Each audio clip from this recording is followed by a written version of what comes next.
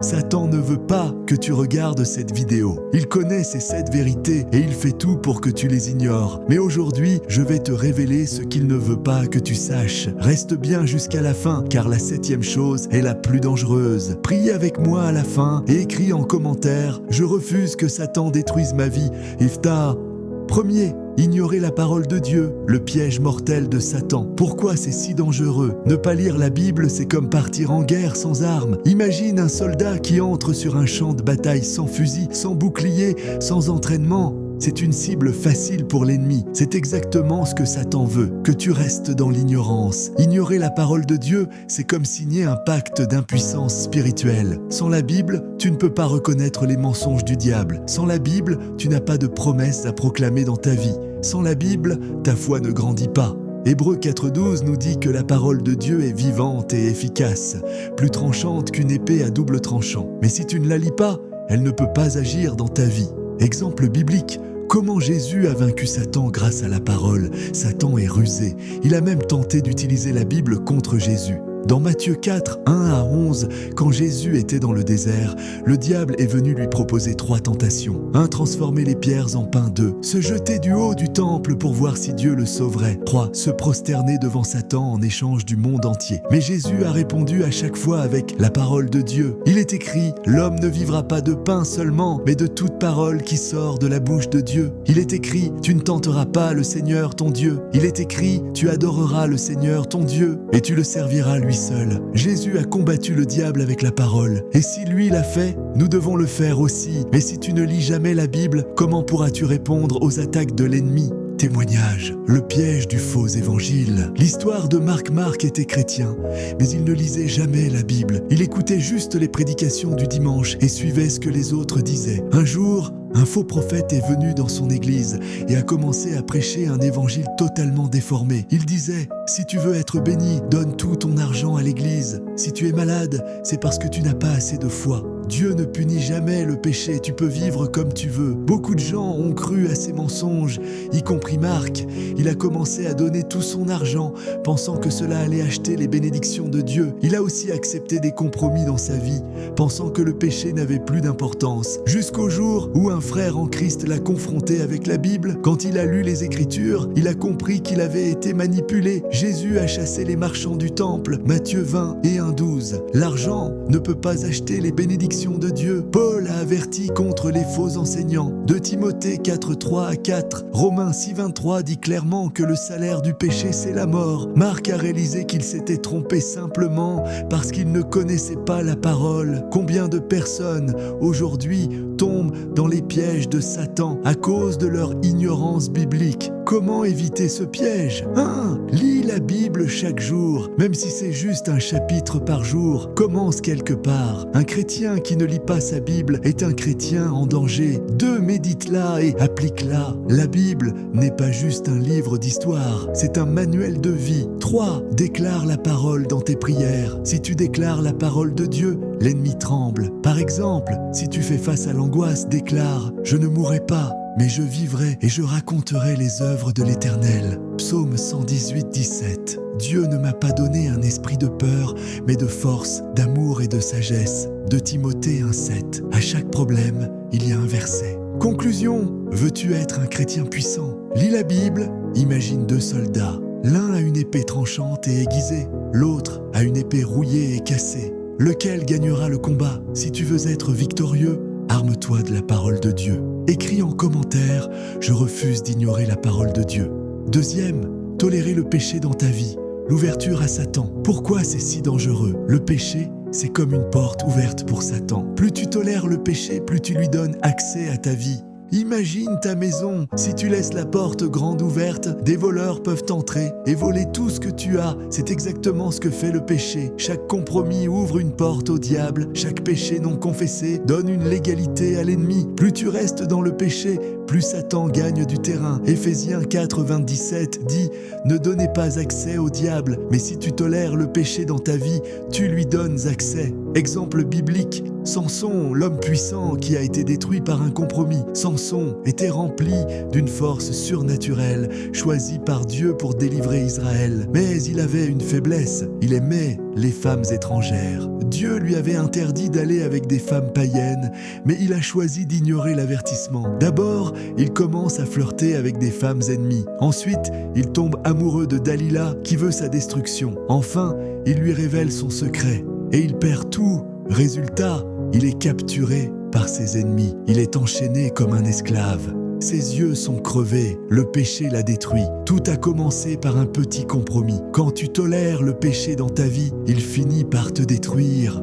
Témoignage, comment un seul compromis peut tout ruiner. L'histoire de Daniel. Daniel était un jeune chrétien engagé. Il aimait Dieu, allait à l'église chaque dimanche, priait régulièrement. Mais un jour, il a commencé à faire un petit compromis. Il a accepté de regarder des films remplis de scènes impures. Il a commencé à mentir sur des petites choses. Puis, il a commencé à négliger sa prière et sa lecture biblique. Petit à petit, il s'est éloigné de Dieu. Un jour, il a rencontré un ami qui lui a proposé d'essayer la drogue. Juste une fois. Il s'est dit, ce n'est rien, c'est juste une fois. Dieu comprendra. Mais cette petite erreur l'a entraîné dans une spirale infernale. Il est devenu dépendant. Il a commencé à voler pour acheter sa dose. Il a perdu son travail, sa famille et sa paix intérieure. Un seul compromis peut ruiner toute une vie. Heureusement, il a fini par se repentir et revenir à Dieu. Mais combien de personnes ne s'en sortent jamais? Comment éviter ce piège? Identifie les petits compromis dans ta vie. Ne dis jamais « ce n'est pas grave ». Un petit feu peut brûler toute une maison. 2. Fuis les occasions de péché. Si un site internet t'amène dans l'impureté, bloque-le. Si une relation t'éloigne de Dieu, coupe-la. Si une habitude détruit ta vie spirituelle, arrête-la immédiatement. 2 Timothée 2,22 dit « Fuis les passions de la jeunesse ». 3 Confesse tes péchés et repens-toi sincèrement. 1 Jean 1,9 dit « Si nous confessons nos péchés, il est fidèle et juste pour nous les pardonner. N'attends pas d'être complètement détruit pour revenir à Dieu. Conclusion, le péché est un poison. Éloigne-toi. Ne laisse pas un petit compromis ruiner ta destinée. Écris en commentaire. Je refuse d'ouvrir une porte à Satan. Reste jusqu'à la fin pour la prière. 3e, négliger la prière. L'erreur fatale qui affaiblit ton esprit. Pourquoi c'est si dangereux? La prière, c'est l'oxygène de ta vie spirituelle. Si tu cesses de prier, ton esprit s'affaiblit et devient vulnérable aux attaques de Satan. Imagine un soldat qui va au combat sans armes. Il est sans défense, exposé, prêt à être détruit. C'est exactement ce qui arrive quand tu négliges la prière. Satan attaque en priorité ceux qui ne prient pas. Sans prière, tu perds ta connexion avec Dieu. Sans prière, tu deviens une proie facile pour l'ennemi. Matthieu 26,41 dit « Veillez et priez afin que vous ne tombiez pas dans la tentation. Si tu ne pries pas, tu tomberas. » Exemple biblique. Pierre, l'homme fort qui a chuté à cause du manque de prière. Pierre était un disciple puissant. Il avait marché sur l'eau, vu les miracles de Jésus, confessé qu'il était le Fils de Dieu. Mais une nuit a changé sa vie. Jésus lui avait dit de prier avec lui à Gethsémanée, mais il s'est endormi. Résultat, quand l'épreuve est arrivée, il a paniqué. Il a renié Jésus 3 fois, par peur. Il est tombé dans une grande tristesse. Tout ça parce qu'il n'a pas prié. La prière te prépare pour le combat. Si tu ne pries pas, tu seras surpris et vaincu par les attaques de Satan. Témoignage, une jeune femme qui a payé le prix de la négligence de la prière, l'histoire de Linda. Linda était une chrétienne engagée. Elle priait tous les jours, allait à l'église, servait Dieu avec passion. Mais un jour, elle a commencé à négliger la prière. Elle était fatiguée et se disait « Je prierai demain ». Elle a commencé à prier de moins en moins. Puis, elle a complètement arrêté. Elle se sentait encore spirituellement bien au début, mais elle ne voyait pas le piège. Un jour, un homme est entré dans sa vie. Il semblait gentil, honnête, mais il cachait un grand secret. Elle n'a pas prié pour discerner. Elle est tombée amoureuse, s'est engagée dans une relation toxique et a fini par abandonner totalement sa foi. Tout a commencé par un simple relâchement dans la prière.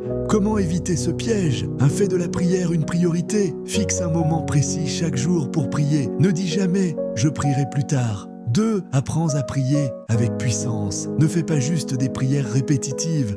Prie avec passion, avec la parole de Dieu. Prie en langue. Si tu es baptisé du Saint-Esprit, Jacques 5,16 dit « La prière fervente du juste a une grande efficacité. » 3. Protège ta vie de prière. Coupe tout ce qui t'empêche de prier. Mets ton téléphone en mode avion. Éloigne-toi des distractions. Considère la prière comme un rendez-vous incontournable avec Dieu. Conclusion, sans prière, tu es en danger. Ne deviens pas une cible facile pour Satan. Écris en commentaire, je choisis de prier avec puissance. Reste jusqu'à la fin pour la prière. 4e, vivre dans le péché caché, le poison qui détruit ta vie spirituelle. Pourquoi c'est si dangereux? Le péché caché, c'est une porte ouverte à Satan dans ta vie. Tant que tu ne confesses pas, tant que tu ne renonces pas, tu lui donnes un droit légal sur toi. Imagine une maison avec une petite fissure dans le mur. Au début, ça ne semble pas grave, mais avec le temps, l'eau s'infiltre, les termites attaquent et un jour, la maison s'effondre. C'est exactement ce que fait le péché caché. Tu crois que tout va bien, mais en secret, le poison agit. Tu ressens une culpabilité intérieure qui te vole ta paix. Tu pries, mais tu sens que quelque chose bloque ta relation avec Dieu. Ésaïe 59:2 dit « Ce sont vos fautes qui mettent une séparation entre vous et votre Dieu. Ce sont vos péchés qui vous cachent à sa face et l'empêchent de vous écouter. Le péché non confessé bloque tes bénédictions. » Exemple biblique, Akan, l'homme qui a condamné tout son peuple. Dans Josué 7, Israël vient de remporter une grande victoire contre Jéricho. Dieu leur avait dit de ne pas prendre les objets interdits dans la ville. Mais Akan a désobéi. Il a pris un manteau précieux, de l'argent et de l'or, et il les a cachés sous sa tente. Résultat, Israël a perdu la bataille suivante, alors qu'ils étaient pourtant plus forts. Dieu a dit à Josué, Israël a péché. Ils ont pris ce qui m'était consacré. Akan et sa famille ont été détruits à cause de son péché caché. Le péché caché ne détruit pas seulement ta vie, il peut aussi affecter ta famille, ton église, ta destinée. Tu crois que c'est petit, mais ça a des conséquences énormes. Témoignage, un pasteur qui a tout perdu à cause d'un péché secret. L'histoire de David, non changée. David était un pasteur influent. Il prêchait avec puissance. Les miracles se manifestaient. Les gens venaient nombreux à son église. Mais en secret, il avait une double vie. Il regardait des choses impures sur son téléphone tard la nuit. Il luttait avec une addiction cachée, mais il ne voulait pas en parler. Il pensait que ce n'était pas si grave, puisqu'il continuait à servir Dieu. Mais petit à petit, ça l'a détruit. Son onction a commencé à diminuer. Il est devenu de plus en plus irritable, stressé, anxieux. Sa femme a découvert son secret et l'a quitté. Son église l'a rejeté. Tout ce qu'il avait construit pendant des années s'est effondré à cause d'un péché qu'il n'a pas voulu confesser et abandonner. Ne joue pas avec le feu. Comment éviter ce piège? 1. Confesse tes péchés. Ne garde rien dans l'ombre. 1 Jean 1:9 dit « Si nous confessons nos péchés, il est fidèle et juste pour nous les pardonner et nous purifier de toute iniquité. » La confession apporte la délivrance. 2. Coupe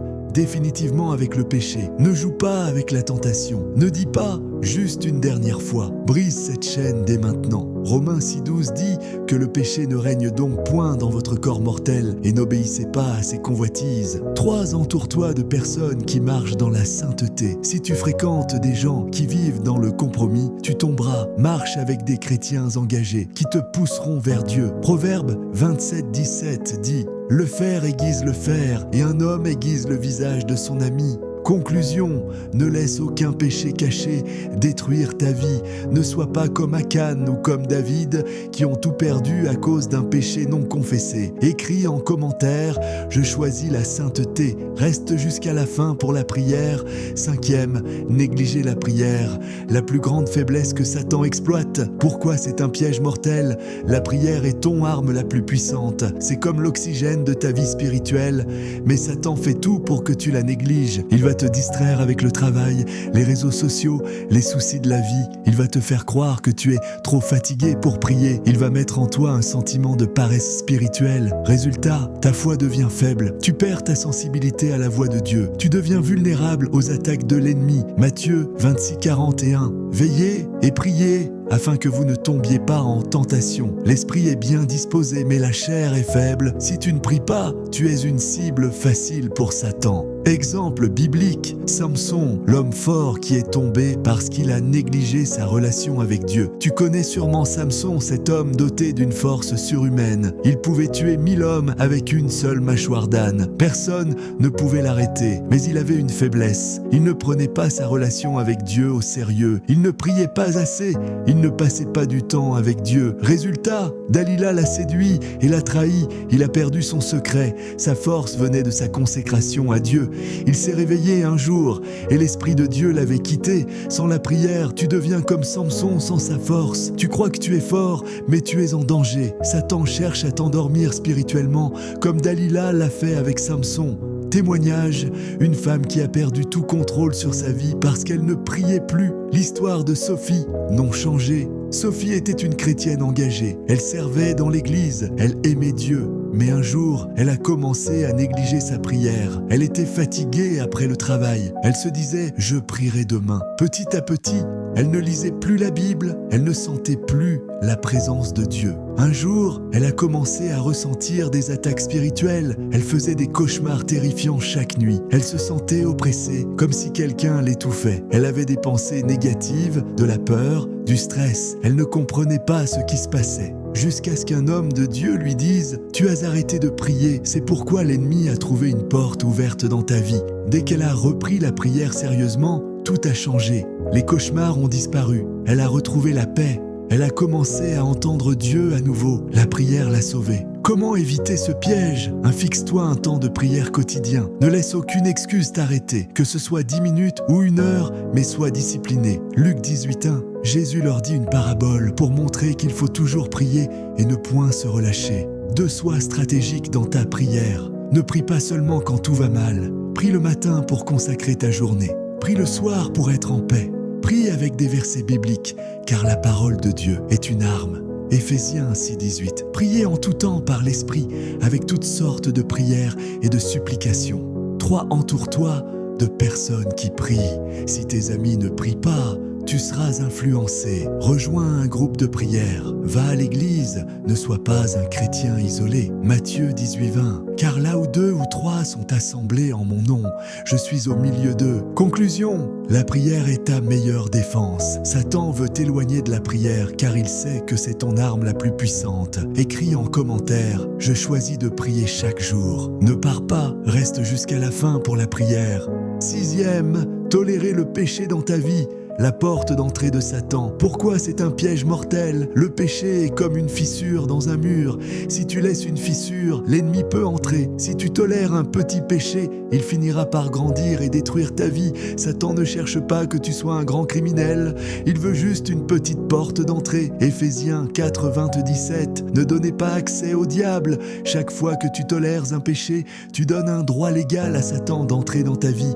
Exemple biblique, Judas Iscario, l'homme qui a vendu Jésus à cause d'un péché toléré. Tu connais Judas, l'un des 12 disciples de Jésus. Il marchait avec Jésus, il voyait les miracles, il écoutait les enseignements puissants du Seigneur. Mais il avait une faiblesse, l'amour de l'argent. Il volait discrètement dans la caisse commune. Il aimait l'argent plus que la vérité. Il n'a jamais combattu ce péché, il l'a toléré. Résultat, un jour, Satan est entré en lui. Il a vendu Jésus pour 30 pièces d'argent. Après coup, il a réalisé son erreur et a fini par se suicider. Un petit péché toléré peut mener à une catastrophe spirituelle. Satan attend juste une faille pour entrer. Il ne vient pas immédiatement avec une grosse tentation. Il commence petit à petit jusqu'à ce que tu sois piégé. Témoignage, un jeune homme qui a perdu sa paix parce qu'il a toléré le péché. L'histoire de Kevin, non changé. Kevin était un jeune chrétien passionné. Il allait à l'église chaque dimanche, il servait dans la chorale, mais il avait une mauvaise habitude qu'il cachait. Il regardait du contenu impur sur son téléphone. Au début, il se disait « ce n'est pas grave, Dieu va comprendre ». Puis, il est devenu accro. Il a commencé à perdre son feu spirituel. Il se sentait coupable, mais il n'arrêtait pas. Résultat, il n'entendait plus la voix de Dieu. Il a commencé à avoir des cauchemars. Son esprit était toujours perturbé. Un jour, il a décidé de se confier à un homme de Dieu. L'homme de Dieu lui a dit « Tant que tu ne renonces pas totalement à ce péché, tu resteras prisonnier. » Kevin a pris une décision radicale. Il a supprimé tout ce qui l'a mené à pécher. Il a prié avec ferveur et s'est engagé à rester pur. En quelques semaines, il a retrouvé la paix de Dieu. Quand tu fermes la porte au péché, tu fermes la porte à Satan. Comment éviter ce piège? Un ne justifie jamais un péché. Un petit mensonge, c'est un piège. Une petite tricherie, c'est un piège. Un compromis avec le monde, c'est un piège. Romains 6:23. Le salaire du péché, c'est la mort. Te coupe immédiatement avec tout ce qui t'amène à pécher. Si une relation te pousse au péché, éloigne-toi. Si une habitude te tire vers le bas, arrête-la. Ne joue pas avec le feu, sinon tu te brûleras. Matthieu 5:29. Si ton œil droit est pour toi une occasion de chute, arrache-le et jette-le loin de toi. 3. Entoure-toi de personnes qui aiment Dieu et vivent dans la sanctification. Si tu es entouré de personnes qui aiment le péché, tu finiras par y tomber aussi. Cherche des amis qui t'encouragent à être pur. Sois dans une église où on prêche la vérité et un mentor spirituel qui t'aide à grandir. 1 Corinthiens 15:33. Ne vous y trompez pas, les mauvaises compagnies corrompent les bonnes mœurs. Conclusion, ne joue pas avec le péché, coupe-le immédiatement. Satan cherche juste une petite porte pour entrer dans ta vie. Écris en commentaire, je choisis la pureté et la sanctification. Ne pars pas, reste jusqu'à la fin pour la prière. 7e, négliger la prière et la lecture de la Bible, la plus grande faiblesse du chrétien. Pourquoi c'est un piège mortel? Imagine un téléphone sans batterie, peu importe sa puissance, sans charge, il est inutile. Un chrétien qui ne prie pas et ne lit pas la parole est comme un téléphone éteint. Il devient vulnérable, faible et facilement manipulable par l'ennemi. Matthieu 26:41. Veillez et priez afin que vous ne tombiez pas en tentation. L'esprit est bien disposé, mais la chair est faible. Si tu négliges la prière et la lecture de la Bible, tu deviens une cible facile pour Satan. Exemple biblique, Samson, un homme puissant devenu faible par manque de vigilance. Samson était un homme rempli de la puissance de Dieu. Il pouvait tuer des milliers d'ennemis avec une seule mâchoire d'âne. Il avait une force surhumaine. Il était craint de ses ennemis, mais il avait un problème. Il ne veillait pas. Il a commencé à prendre la présence de Dieu à la légère. Il s'est laissé séduire par une femme nommée Dalila. Il ne priait pas, il comptait seulement sur sa force. Résultat, un jour, Dalila lui a volé son secret. Il s'est réveillé comme d'habitude, mais la force de Dieu l'avait quitté. Il a été capturé, humilié, et ses ennemis lui ont crevé les yeux. Un chrétien sans prière est un chrétien sans force. Si tu ne pries pas, tu deviens vulnérable. Si tu ne lis pas la Bible, tu perds la direction de Dieu. Satan n'a pas peur des chrétiens qui parlent. Il a peur des chrétiens qui prient et qui connaissent la parole. Témoignage, une jeune femme qui a failli perdre sa foi à cause du manque de prière. L'histoire de Sandra, non changée. Sandra était une jeune chrétienne engagée. Elle était passionnée pour Dieu. Elle servait dans l'église avec zèle. Mais au fil du temps, elle a commencé à négliger la prière. Elle se disait: Dieu connaît déjà mon cœur. Ce n'est pas grave si je ne prie pas aujourd'hui. Elle sautait des jours sans lire la Bible. Peu à peu, son feu spirituel a commencé à s'éteindre. Résultat, elle a commencé à douter de sa foi. Elle est tombée dans des tentations qu'elle n'aurait jamais imaginées. Elle s'est éloignée de Dieu sans s'en rendre compte. Un jour, elle a entendu un message puissant sur la prière et elle s'est réveillée spirituellement. Elle a repris la prière avec ferveur. Elle a recommencé à méditer la Bible chaque jour. Elle a retrouvé la paix et la puissance de Dieu dans sa vie. Quand tu pries, tu recharges ta batterie spirituelle. Comment éviter ce piège? Mets la prière et la Bible en priorité dans ta journée. Ne commence jamais ta journée sans prier. Même si c'est 10 minutes, prie sincèrement. Ne laisse pas ton téléphone être la première chose que tu regardes, mais la Bible, Josué 1:8, que ce livre de la loi ne s'éloigne pas de ta bouche. Médite-le jour et nuit.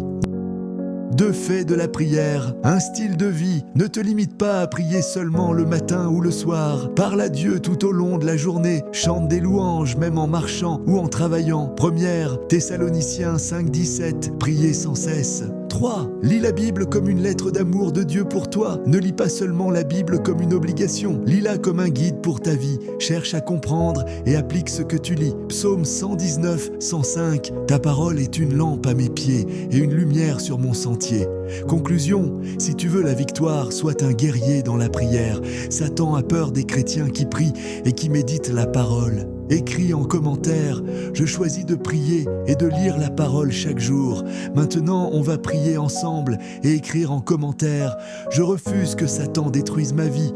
Abonne-toi et partage cette vidéo. Seigneur Tout-Puissant, aujourd'hui, je viens devant toi avec humilité et foi. Je reconnais que sans toi, je ne peux rien accomplir. Remplis-moi de ta sagesse, éclaire mon chemin et donne-moi la force de persévérer malgré les épreuves. Seigneur, ouvre les portes du succès devant moi et éloigne tout obstacle qui pourrait me détourner de ta volonté. Je te remets tous mes projets, mes rêves et mes ambitions. Dirige mes pas et accorde-moi la grâce de prospérer dans tout ce que j'entreprends. Que ma réussite ne soit pas seulement matériel, mais aussi spirituel, afin que je sois un témoin vivant de ta bonté et de ta puissance. Merci Seigneur, car je sais que tu es fidèle et que tu ne m'abandonnes jamais. Je déclare avec foi que la victoire est déjà entre tes mains. Au nom de Jésus, Amen. Écris en commentaire, Seigneur, je te fais confiance pour mon succès, et partage cette prière avec quelqu'un qui a besoin d'encouragement.